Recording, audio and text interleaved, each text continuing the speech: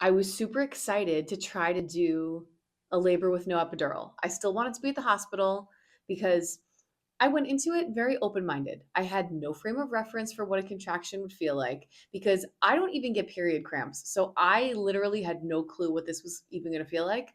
So I was like, I'm not going to say 100% I'm not getting an epidural because I don't know. I have no clue what this is going to feel like. So I decided I was just going to watch a bunch of positive birth stories, get myself in the right frame of mind.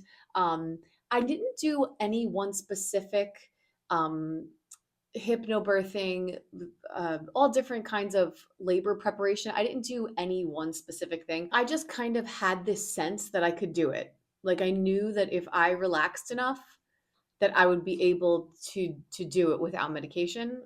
I don't know. I was like, let's just try and see how it goes. We have a visitor. Okay, so we're gonna keep going.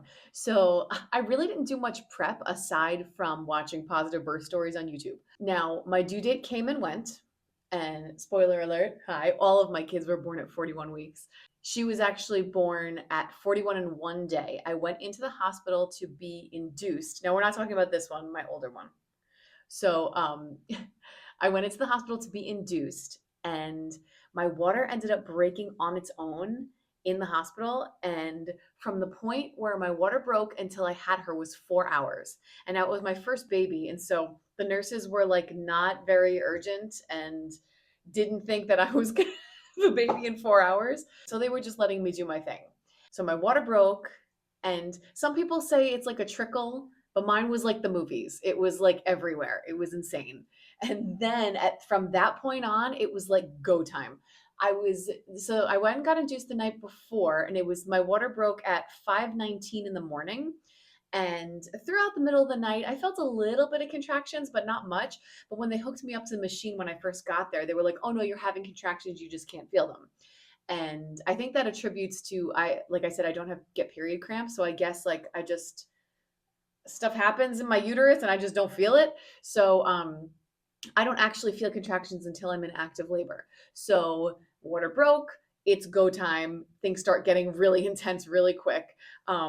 It was December, and so I was in the hospital room watching my favorite Christmas movie, Elf, and I was joking with my husband because I was like, "Not now, Arctic Puffin! I'm having contractions." I thought it was hilarious, and that was at like 6:30 in the morning while things were getting intense, but not quite that intense yet because I was still joking. Um, and then it starts to get crazy feeling, just very, like people say, it's not pain, it's intensity. Very, very intense. So, like I said, this is my first time. I have no frame of reference, don't know where I'm at, what's going on, but it's getting really, really intense. And I'm like, whoa, I don't know that I can do this for the next however many hours. I was thinking my first baby, I was gonna be there for the whole day, you know? And but that wasn't the case. I wound up asking for an epidural, but it took the anesthesiologist an hour and a half to get to my room. And by then, I was 10 centimeters. My favorite place for that labor was on the exercise ball with my arms up on the bed. That was super comfortable. I pretty much stayed there the entire time. And at one point, I physically stood up out of a contraction because I was like, I remember saying, there's so much pressure. Like I couldn't even get the word out. And the nurse was like, get on the bed, let me check you. And when she did, she's like, you're 10 centimeters. And then that's when the anesthesiologist walked in. And they told me that I could get the epidural. I've heard many stories where people say that it's too late when you get past a certain centimeter, you can't get the epidural, but they were willing to do it. And I was like, no, screw it, I could do it myself. And I knew because once it got to that point, I was like, I could push her out. We're here already. Let's just do it. So and it's true. For me, pushing felt better. It was like that relief of like finally getting to push against the contraction. So hi, she's teething. So my doctor at the time was like 7 months pregnant herself and was like waddling down the hall, and they told me to just kind of bear down on some of them because she was like ready to come out. I pushed for it was like from the time they told me I was 10 centimeters till she came out was like 20 minutes. Um, and it was wonderful. I was able to, once you get the hang of pushing, then I was like, oh, okay, cool. This is how you do this. But I push really hard. I push so hard I see stars. It's like, and I with this one, I wound up like chilling out with that because I was like, okay, no need to like break all the blood vessels in your face because you're pushing so hard. So yeah, it was great. She came out. I tore a little bit and they were stitching me and I was like, ow. And they were like, just focus on your baby. And I was like, that freaking hurts. Like they're like, I feel like I was barely numb and they were stitching me. But that was it. It was fine. Hi. And yeah, what I did during the contractions was just the word surrender kept coming to my head. I was just imagine just releasing, making my body like jello the whole time.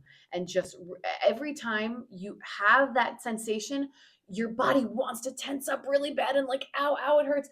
But you want to go against that feeling and just absolutely melt into the contraction. And that is what helped me and I think helped me progress because the more you tense up against it, then your muscles are tighter and it just makes everything take longer. But if you can just release into it and you making those low, deep sounds like that, I did a lot of moaning, low moaning. That was actually very helpful, especially during the height of it. It just like releases some of that intensity. Um, but yeah, really just staying just focused on closing my eyes and imagining myself melting into each contraction. And it's easier said than done because it's a lot of intensity and you have to be laser focused on completely relaxing your whole body, your face, your arms, your legs, just like imagine just releasing everything. That's that's how it happened. It's a very quick birth story because it was a very quick labor. All of them were very quick. So you'll see. I'll explain the other two in some upcoming videos, but um that's about it. Just and because of the fact that I meditate every day, I feel like that made me more chill about the whole situation and you eating my finger?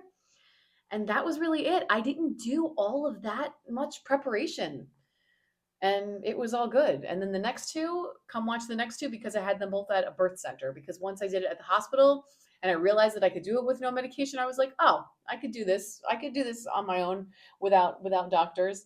So and I fully recommend if you want to do it without any epidural and you're low risk and everything's good. The birth center was amazing. So I'll get into that in my next videos. So yeah, that's my first birth story.